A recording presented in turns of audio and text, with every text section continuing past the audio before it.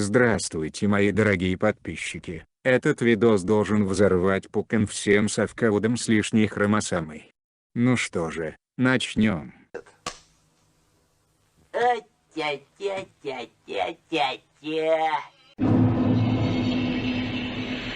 Думаю, вы все уже знакомы с тюнингом советских мотоциклов, занимались этим сами или смотрели, как ваш друг-дурачок форсирует планету. Так вот, в этом видео вы узнаете, есть ли смысл делать форсировку мотора на мотоциклах времен СССР. Итак, я написал все модели серийных дорожных мотоциклов, ну и еще Карпаты по приколу, и возле них их диаметр поршня и его ход. Для того, чтобы распределить их в эти колонки, я их поделил по типу двигателя.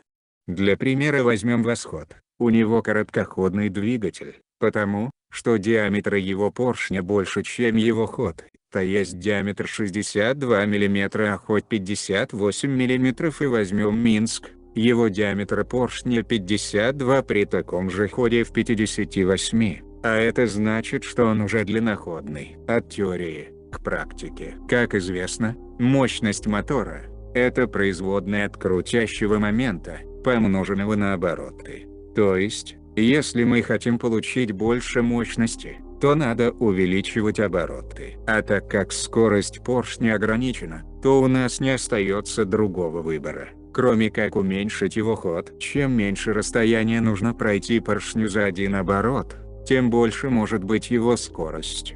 И, следовательно, за определенный промежуток времени происходит большее количество рабочих ходов.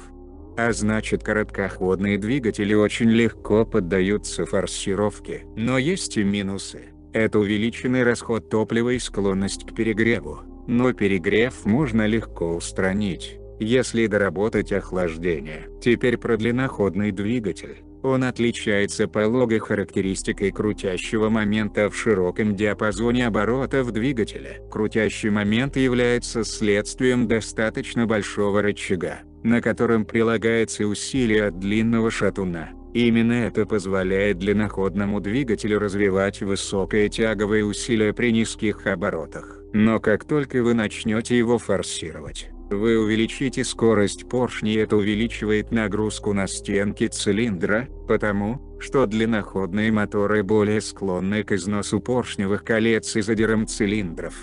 К тому же почти у всех них стоит по 3 толстых чугунных кольца, и ресурс поршневой у них оказывается существенно ниже, чем в короткоходных и квадратных моторах. Ну а квадратные моторы – это золотая середина между мощностью и тягой с расходом бензина. Ну кому нужна эта тяга? Когда можно расточить цилиндр и сделать двигатель более короткоходным. Итак, я составил свой топ этих двигателей по возможности их форсировки, и начнем мы с худших. 12 место. Это двигатель от Иж-Планета, ой нет, я хотел сказать двигатель от трактора. Он имеет диаметр поршня 72 и ход 85, то есть длинноходный мотор, мощность 22 лошади при 5100 оборотах. С ходом поршня 85 мм, это тот еще вибратор. Но он имеет отличную тягу, и на этом все его плюсы закончились. А теперь минусы. Из-за больших ударных нагрузок ресурс коленвала маленький, имеет 3 чугунных кольца, которые создают лишнее трение, имеет двухканальную продувку со времен ДКВ. Если у вас появилась идея его форсировать, то ударьте себя молотком по голове. Это гиблое дело. Есть дебилы на ютубе, которые говорят, что форсируют планету до 35 лошадок. Камон, подумайте сами. Как заставить длинноходный мотор развить такую мощность? Даже если он сделает там третий канал и фазу выпуска в 180 градусов с резонатором и норм-карбон, но он никак не заставит этот вибратор развить 35 лошадок. Максимум это 26-27, это ресурс у этого мотора будет не в километрах, а в часах. Но если вам в жизни не повезло и вы стали обладателем этого мотора, то купите сюда просто нормальный карбюратор, например Mikuni от Планеты Спорт, и резонатор на низкие обороты. На этом весь тюнинг этого мотора закончился. 11 место. Яву 250, еще один вибратор. Диаметр поршня 65 и ход 75. Имеет 17 лошадей при 5000 оборотах. Про него я могу сказать все то же самое, что и про планету. Имеет хорошую тягу и низкий расход топлива. С минусов это двухканальная продувка и 3 кольца. С возможного тюнинга это карбюратор ПВК и резонаторы на низкие обороты. 10 место. Карпаты, В501. Только что начались моторы, которые реально приблизить к квадратным. Диаметр поршня 38, ход 44, мощность 2 лошадки. Сам по себе двигатель сплошной минус, с плюсов только зубчатая главная передача вместо цепи. Если вам реально не хуй чем заняться, то можете немного форсировать этот двигатель. Точите цилиндр до 40 мм и ставите поршень от японского мопеда, можно довести каналы, но не пилить их. Карбюратор ПВК на 19 мм и резонатор на средние обороты. Но из-за слабого кулингового ресурса этого мотора будет небольшим. 9 место. Двигатель Минска. Диаметр 52, ход 58, имеет 12 лошадей.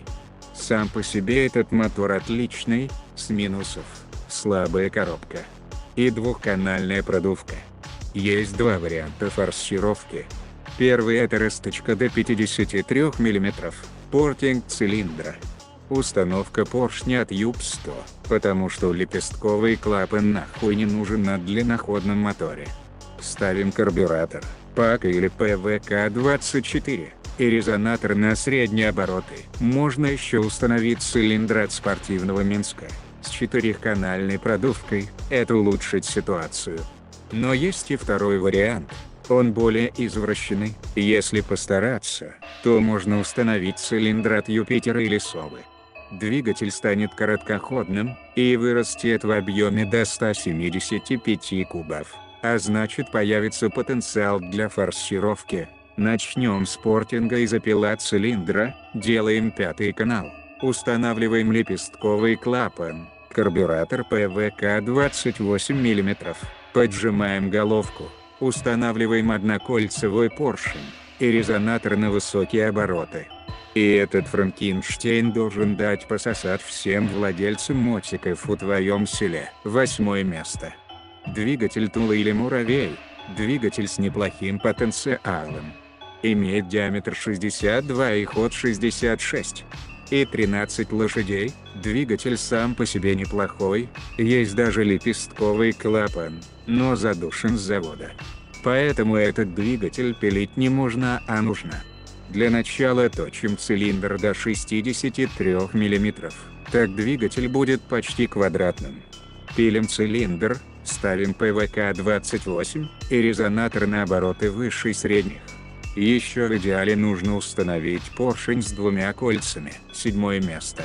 Двигатель Ява 634 и сразу 6 место Ява 638.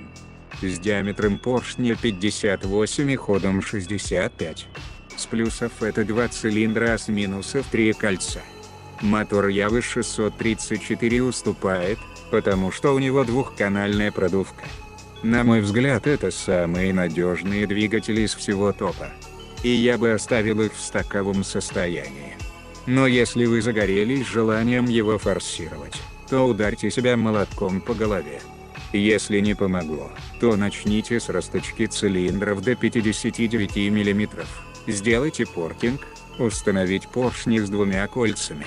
Про новый карб даже не думайте. Эйков от Явы 638 отличный, его же можно поставить и на прошлую модель, ну и резонаторы на средние обороты. На этом все. 5 место. Pannonia 250, имеет хороший квадратный двигатель, правда задушенный, с диаметром и ходом в 68 мм и мощностью в 14 лошадок. Есть минус, это отсутствие деталей. И двухканальная продувка. Этот двигатель я бы советовал форсировать, у него неплохой потенциал. Начнем с установки поршня с 1 кольцом, можно переделать стандартный. Дальше поджимаем головку, пилим цилиндр, делаем портинг, карбюратор ПВК-30, и резонаторы на обороты выше средних. Четвертое и третье место. Двигатель с восхода ИСОВы. Теперь начались короткоходные двигатели, которые легко поддаются любой форсировке. Имеет ход в 62 и диаметр в 58 мм. Мощность 14 лошадей. При кубатуре в 175 кубиков, есть версия СОВы на 200 кубов, там диаметр 66 мм. И мощность в 15 и 16 лошадок. В этих двигателях с минусов только слабая коробка. А вообще это самый крутой завод, они старались уйти от прошлого ДКВ и развивались лучше, чем остальные заводы. Надо было покупать 2 года назад Восход, а не Минск. Так как эти двигатели легко поддаются форсировке, то делаем с ними все, что знаем. Я бы распилил каналы, сделал портинг цилиндра и картера, сделал впуск в перепуск, фазу выпуска 175 мм, поджал головку, поставил однокольцевые поршни, карбюратор ПВК-28, нормальный лепестковый клапан и резонатор на высокие обороты. Второе место. Иж Планета Спорт. В народе Иж Планета Смерть. Отличный мотор. Имеет диаметр 76 и ход 75, есть зубчатая главная передача, и 5-канальная продувка. С минусов это дефицит деталей. И делать с ним можно все. Ставим однокольцевой поршень, пилим цилиндр, ПВК-32-34, лепестковый клапан, резонатор на высокие обороты, поджимаем головку и радуемся жизни. Ну и кто же на первом месте? Сейчас посмотрим. Ах да, это же двигатель Иж Юпитер.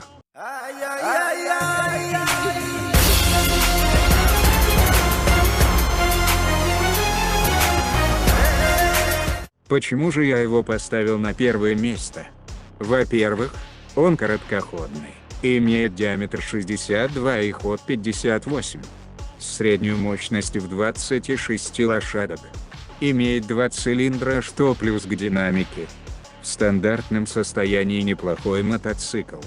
Но у нас же видос про возможности форсировки советских моторов, поэтому начнем. Самое слабое место — это коленвалы. Нужно установить старого образца с большой НГШ или установить шатуны от Восхода. Там внутренний диаметр НГШ 31 мм. А в стандарте 27. Дальше мы делаем 5-й канал, можно даже 6-й. От этого хуже не станет. Впуск в перепуск. Фазы выпуска в 175 градусов и портинг цилиндра с картером. Устанавливаем однокольцевые поршни, их можно сделать стандартных. И поджимаем головки, карбюраторы ПВК 30 мм, на них дудки, далее лепестковые клапаны. Если вы ебанутый, то можно сделать впуск в картер, это улучшит наполнение. Ставим резонаторы на большие обороты, примерно от 7000 до 8000. Еще в двигателе есть такой прикол, по имени маховик. Так вот, его нужно обрезать, он нахуй не нужен в этом моторе. Для окончательного результата нужно рассчитать короб воздуха, чтобы он работал как резонатор впуска. Мы примерно получим 40 лошадей. Можно и больше, но зачем? У нас только 4 передачи. Если мы начнем поднимать выпуск, то мощность поднимется. Только мы потеряем тягу и ничего с этого не выиграем. Как говорил Войтенко, лучшая фаза выпуска от 165 до 175. На этом все. В заключение скажу только одно. Я очень жду комментариев про то, что планета надежная и не ломается, а у Юпитера работает только 1 цилиндр. И вообще Юпитер — это говно. Лучше ездить на двухканальной продувке и вибрации, как от КамАЗа. Всем, кто досмотрел до конца, огромное спасибо. Это мой первый такой длинный ролик.